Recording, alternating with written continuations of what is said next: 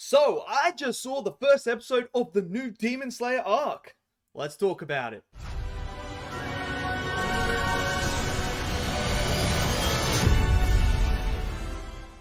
Okay, so Demon Slayer is in theaters right now. Now, this is not a movie.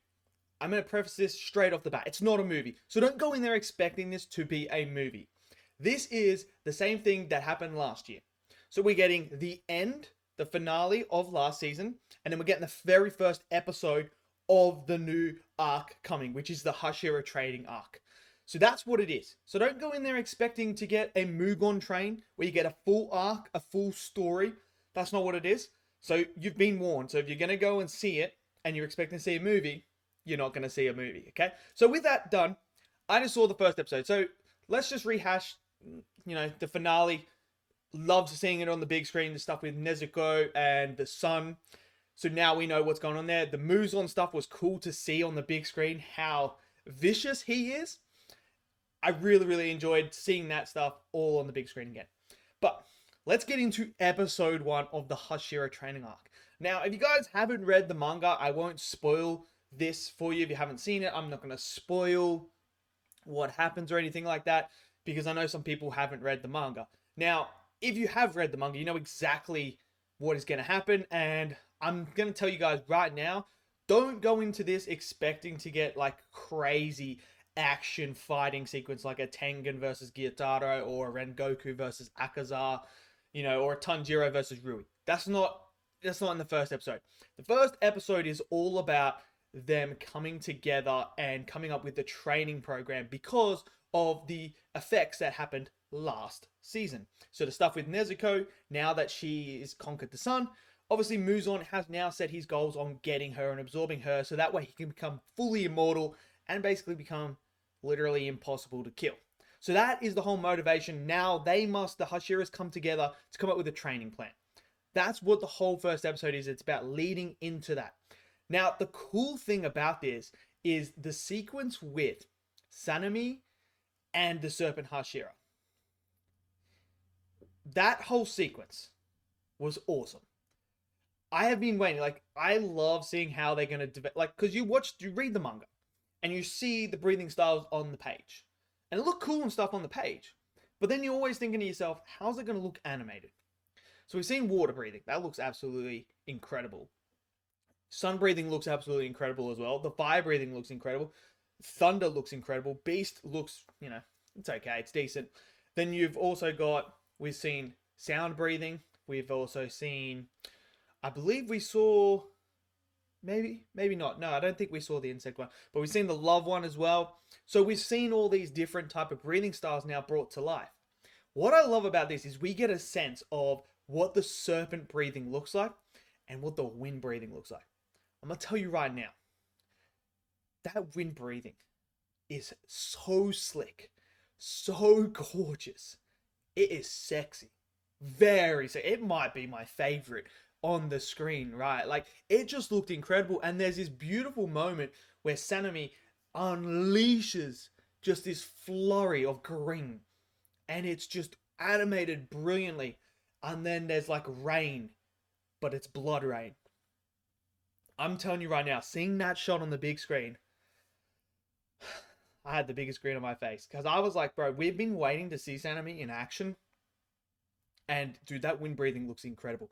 The serpent breathing looks incredible as well. I was very interested to see how they were going to translate that from the page to the actual screen. And I thought they did a fantastic job. And what they did in this moment is they showcase you just how much of a level difference there is between the Hashiras and everyone else. Because we obviously have Sanemi, who's the second strongest Hashira. And then you have the Serpent Hashira, who's arguably top 5 as well. And you just see the sheer difference when they are striking demons down. And it's just this beautiful moment that you watch them just go through and just kill and complete fodder and then tease what's coming ahead. So they tease what's happening. If you guys haven't read the manga, you don't know what's going to happen next. For the manga readers, this is basically the calm before the storm. This is them getting prepared for what's about to happen. And we know how insane that's going to be. But then you also remember last season, there's something that happens in last season that kind of is showcased in the first episode here that gives you a little hint of what could be potentially going on. So you have that. Then you have the stuff with Tanjiro with Zenitsu is hilarious.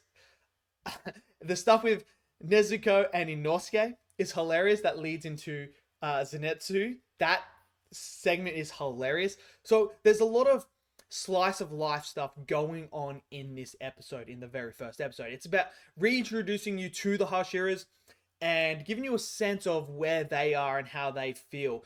And this is where you get to see the Stone Hashira. And what I mean by that is you get to see the aura that this guy has. This guy is the strongest Hashira, and there's a reason why he's the strongest Hashira.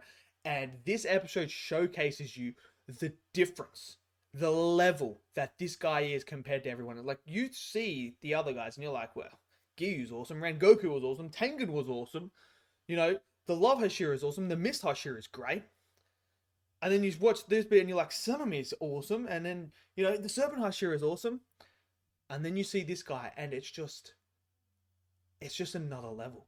And I thought they portrayed that beautifully on the big screen.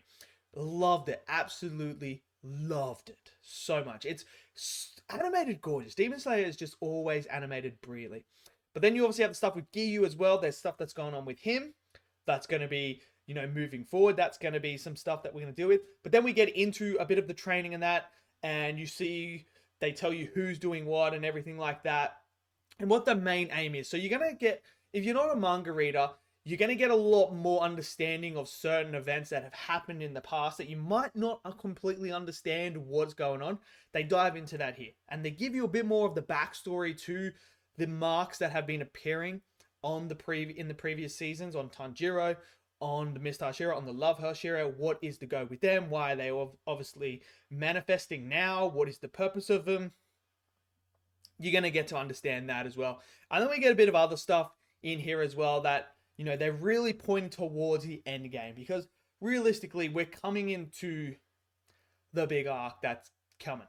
And that's what this is. This arc's going to be like a bit of that, bit of, you know, getting us reintroduced with the characters, training, getting ready for the big climactic stuff that's about to come. But look, overall, I knew what I was getting into. I've read the manga, so I understood that I wasn't going in there expecting to see bonkers action or anything like that. I was expecting to come in, see the after effects of the upper 5 and upper 4 moon dying, and then moving forward with that, with the Hashiras and everything like that. But look, I still enjoyed it. I really did enjoy it. I love the slice of life. It's funny, but it also had that cool moment, and it was awesome to finally see the wind breathing and the serpent breathing on the big screen. I'm so excited to see what they do with the stone. What are they going to do with the stone? And then, obviously, there's another type of breathing as well that we haven't seen yet, that I'm very excited for as well. So, but overall, I enjoyed it. Let me know what you guys thought. If you guys went and saw it, let me know what you guys thought. Maybe you haven't seen the manga. Let me know down in the comment section below. Smash that like button, click subscribe, and I'll see you guys next video. Until then, stay safe, and peace out.